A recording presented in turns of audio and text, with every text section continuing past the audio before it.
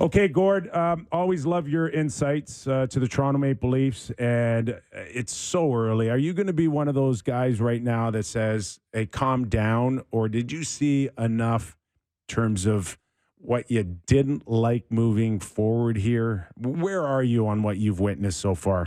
Okay, so I know Elliot's on next hour, and he'll talk about calming down because he says league-wise, there's way more pressure. He's been hearing from players, agents, man. Like in exhibition games this year, it's almost like when COVID was on, people were given a pass just to get back to normal. Okay, so my thing, Colorado, Boston, Vegas. They're the only three teams that have had a swimmingly great first week, and arguably they may be the best three teams in the league. I'll do partial calm down and also say, hey, it's a lot of still exhibition hockey. The remnants creep into October. Pretty entertaining games, the first two. Sloppy, that made them entertaining. They couldn't score more than 2 goals the last 7 playoff games, so they honed in on offense a bit and showed they can do that a bit, and that's something you still, need. Otherwise, they found ways to win. Okay, not classics, but they found ways to win 2 of those games.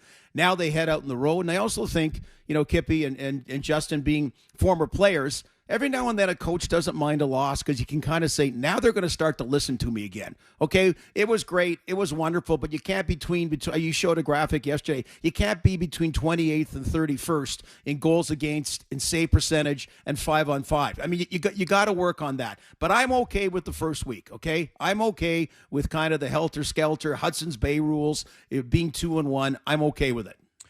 Gord, we've spent a lot of time trying to figure out the holes, right? It's, what do we think of this third line? Not sure about these D pairs. But the reality is this team has always been built one way.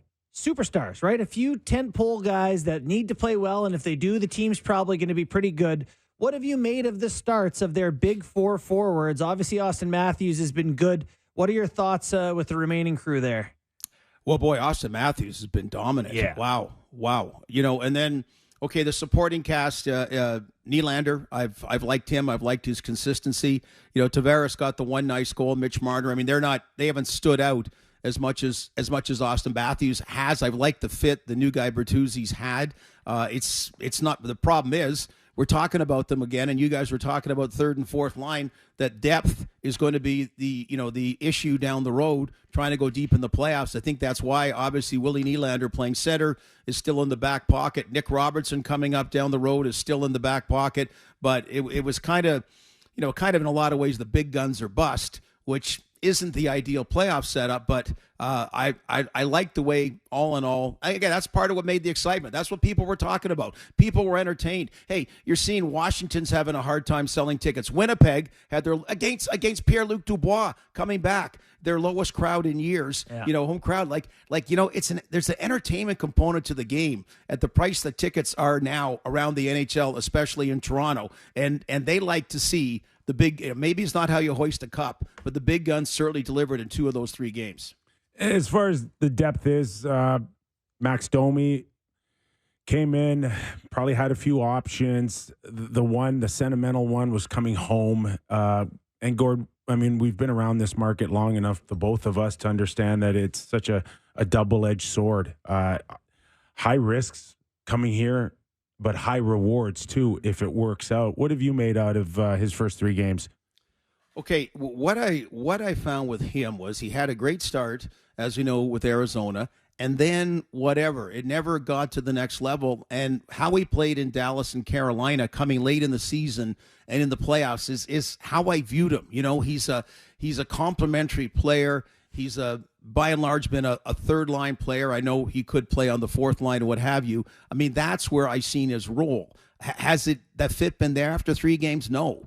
Has the fit been there for John Klingberg in a 2-way role? No. Did I expect it after 3 games? No, I really didn't. You don't want a Nick Ritchie repeat experience about we're going, but that was bigger. He was on the first line, right? And he had to make some headway, couldn't do it. Michael Bunting then sees that opportunity. That's not what's expected out of Max Domi. But that's a process about finding those roles. And as we'll keep talking about, the most important time will be game number 83, about if people have got acclimated to appropriate roles that makes you a better playoff team.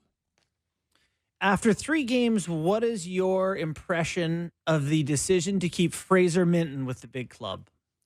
I'm up in the air about it. I think, and you guys talked about it, Justin, that the understanding is they're not going to keep him as a fringe player. We all know that. They're upfront about that. If he's going to be a fourth liner and getting 8 minutes a game, that's not the plan. They saw something in him starting with the Traverse City tournament, the rookie tournament, how he played. They saw something in him that they felt he could be an upgrade as number 3 center. So if it's going to be, go up to the 10th game before you make a decision. And I also think, Justin and guys, that he doesn't, like I'm obsessed about don't blow that year. Okay. I think with my management hat, but when you're talking about that, I mean, that year of, protection and whatever you want to call it, waivers and the contract, the rookie cap. But if you're talking about making hay like the Leafs are, then you can be unafraid about that. Because if you really think this is going to make you a better team overall, and you see something that we're talking about him at the 40 game mark, that we start to see more and more. I mean, I think you go back, Columbus would, if they had a do-over, they would have kept Cole Sillinger and Jr., right? He just happened to play really well. And, 2 years later, you would have been better off keeping him in junior one of those 2 years. But I'm willing to see it more evolve again after 3 games, because it's been, just really exhibition hockey, exciting hockey, Friday night shinny hockey in many ways, that it's been a tough kind of games to really assess it. We're talking to Gord Stellick, our Leaf analyst and former general manager of the Toronto Maple Leafs. Matthew Knies is going to get bumped up as early as tomorrow night. We're going to see him with Tavares and Nylander. It's not like he's lit up the lamp in any way, shape, or form, but in my opinion, has certainly looked as good as I thought he would, coming in a very short stint in the playoffs. Now, were you guys talking earlier? Did you like the move, Kippy, being bumped up or not? I'm trying to remember listening to the show earlier. Gord, it was inevitable. I just wish it would have come from an area of strength and not kind of, I need to make a change here. It would have been great if you could cut and bring him along a little slower. And honestly, I think the bottom 6 are better off with Knies, but right now the feeling is get him up there in the top 6 role. I would have liked it. I would have liked to seen this in November, December. That's all. Okay, I mean, that's what I thought. See, I was flipping back and forth. There was a real good Hawaii Five-0 TV rerun on Channel 11. So anyway, I was going back and forth to your chat. Okay, now I got it. Okay, so the point is, I don't even know where to go over that one. Does that show still exist? Wait. On Channel 11, every show still exists, okay? Whatever, you name it. Real Kyper and Bourne will be there in 75 years. They'll be playing this episode. So this guy last year, I was being cautious to everybody. Okay, don't, I've heard too many people coming with the big name, and don't throw him in it. I was so impressed how he played in the playoffs. So I see what you say, Kipper, but hey, let's put him there. To me, he belongs there. That's where he belongs. Like to get a second round pick on a team that's traded away a lot of draft picks before, you don't have a ton of them.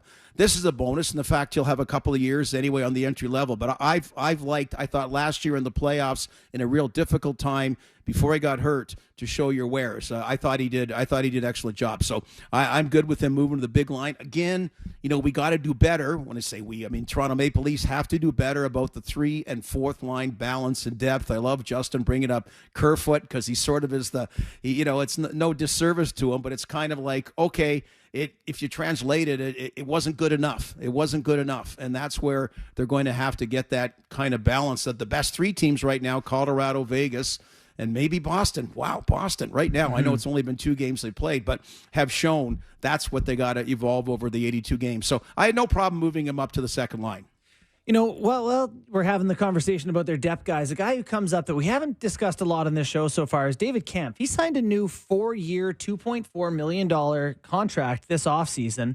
And he was a guy who was, I believe, 5th in forwards ice time for the Leafs last season. This year, they're barely using the guy. He was number 1 in D-zone starts for them last year. I think he's dead last, or he was last game anyway. He played less than 10 minutes last game. Like, does this not seem like a guy who's either with guys that make the coach not trust his line, or they're just not getting enough from so far? Funny one, kind of like Calle Yarncroke, that when, you're saying, the trade-off is that you feel by the term, then you're with the money, by getting the term, you've got a deal. I mean, Pierre Engvall signed like the Roberto Luongo version this year with the Islanders, right? 7 years. Gosh. I don't know, boy. Lou. Hope he's okay. Anyway, that was a bit so yeah, I'm again, we got 79 regular season games left to see, but I kind of thought they saw a more definitive fit when they gave him this particular deal. Now, maybe it is that they're trying some other things out, including Minten or whatever it may be.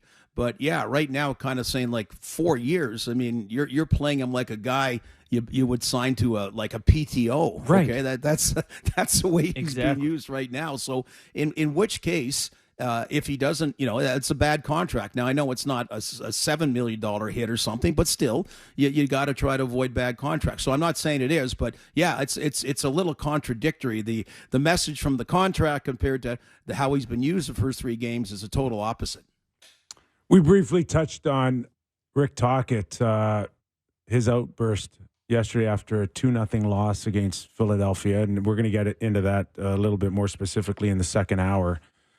But, Gord, I'll throw this to you first, and I'd like to get your thoughts, JB.